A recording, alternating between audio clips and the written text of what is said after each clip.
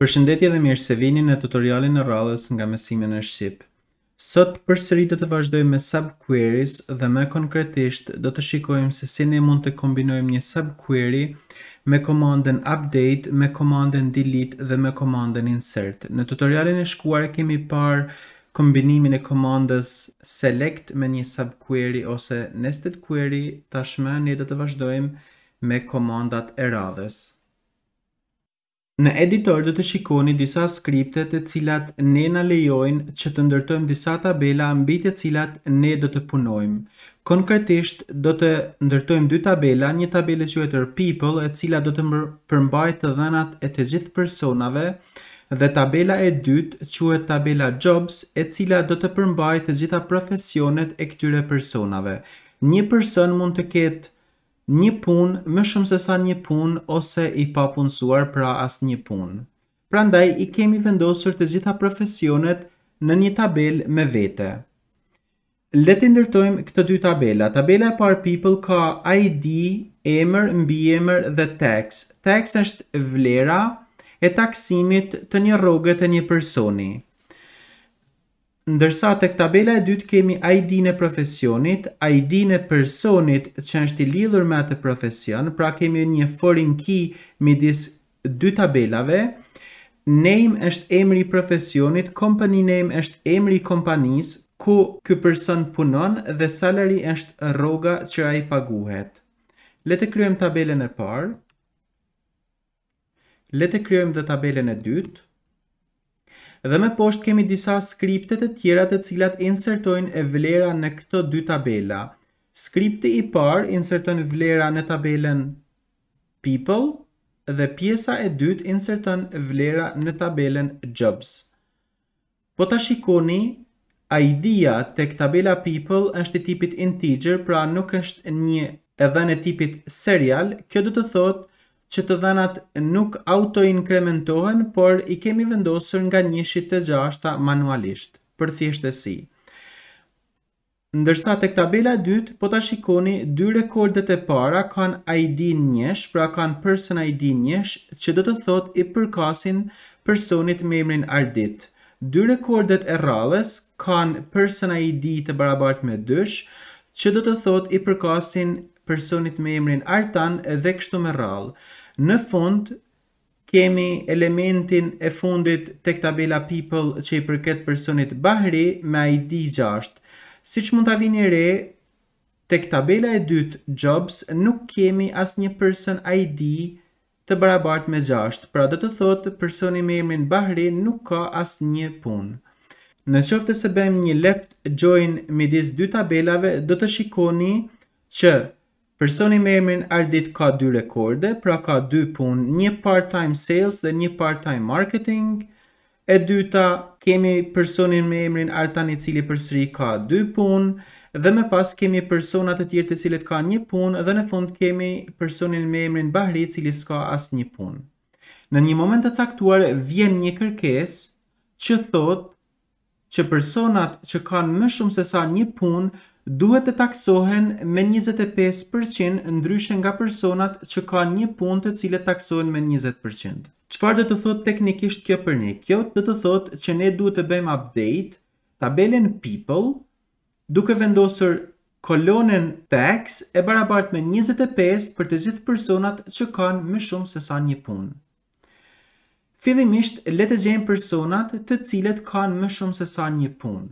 Dhe për këtë ne mund të përdorim group by. Themi select person ID from jobs group by person ID. Në qoftë se ekzekutojmë këtë skript, do të shikoni që ne na jepet lista e personave të grupuar sipas person ID. Mirë po ne duam me kushtin që counti, pra ose numri i punësimeve, të jetë më e madhe bara se sa 2. Në qoftë se ekzekutojmë këtë query, do të shikoni që vetëm 2 persona, pra personi me ID 1 dhe 2, plotësojnë këtë kusht. Tashmë ne këtë query mund ta përdorim si subquery në hapin e radhës dhe themi update people set tax është e barabartë me 25 where ID in dhe e mbyllim me klapa rrethore. Le ta rregullojmë këtë query që të duket më bukur dhe të shikojmë çfarë kemi bërë.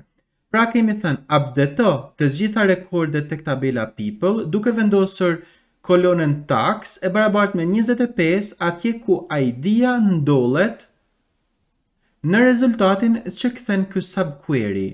Mirë po ky subquery siç e pam kthen dy personat me ID njësh dhe dysh të cilët plotësojnë kushtin që kanë më shumë se sa një profesion. Në qoftë se ne tashme e ekzekutojmë këtë query, kemi një error i cili thot hiq këtë pikpresje, sepse pikpresja nuk lejohet në subquery. Ekzekutojmë edhe një herë dhe do të shikoni që kemi updated rows ose rrjeshta të updateuar të barabartë me 2. Pra, dy persona kanë vlera të updateuara. Le të ekzekutojmë skriptin më lart dhe të shikojmë rezultatin final. Pra kemi ekzekutuar left join. Siç mund ta vini re vetëm personat të cilët kanë nga 2 punë, ju është updateuar ose ndryshuar taksimi në 25%. Pra siç mund ta shikoni edhe në kolonën përkatëse.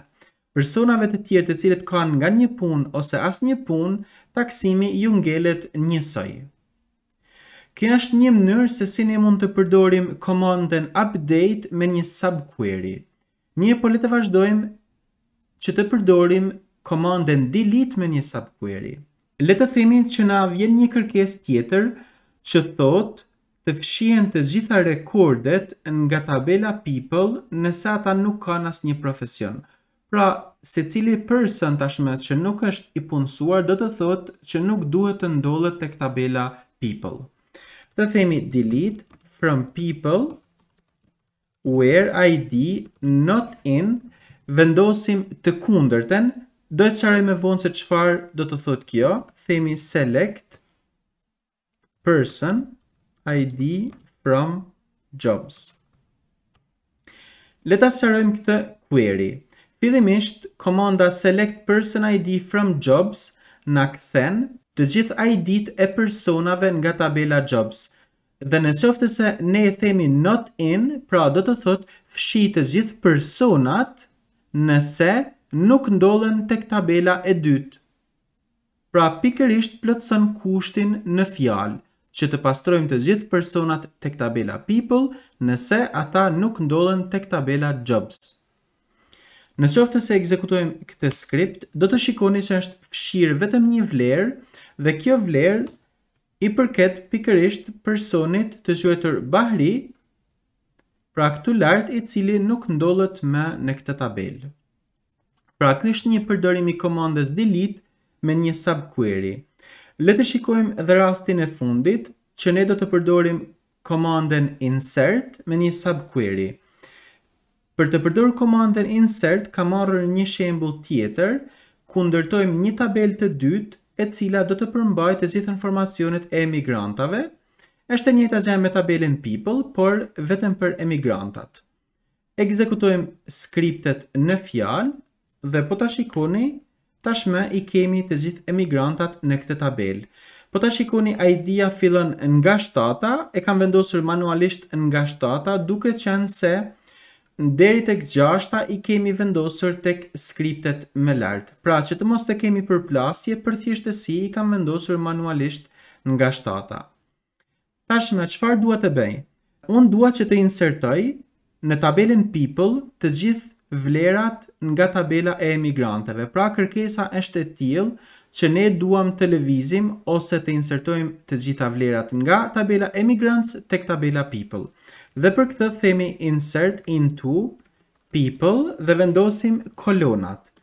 Kolonat janë ID, name, surname dhe tax.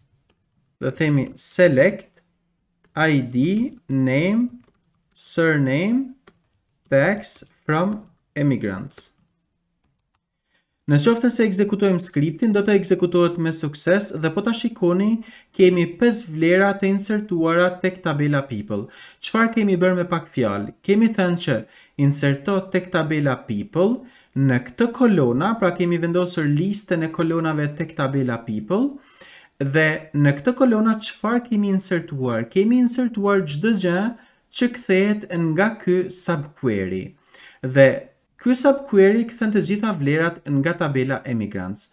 Po ta shikoni, kemi përcaktuar listën e parë që vjen nga tabela people dhe më pas listën e dytë që vjen nga tabela emigrants. I kemi specifikuar në mënyrë eksplicite sepse është një gjë e mirë, sepse kjo i tregon bazës së të dhënave që kolona ID tek tabela people lidhet me kolonën ID tek tabela emigrants dhe kështu me radhë. Pra kolonat janë të lidhura një në një.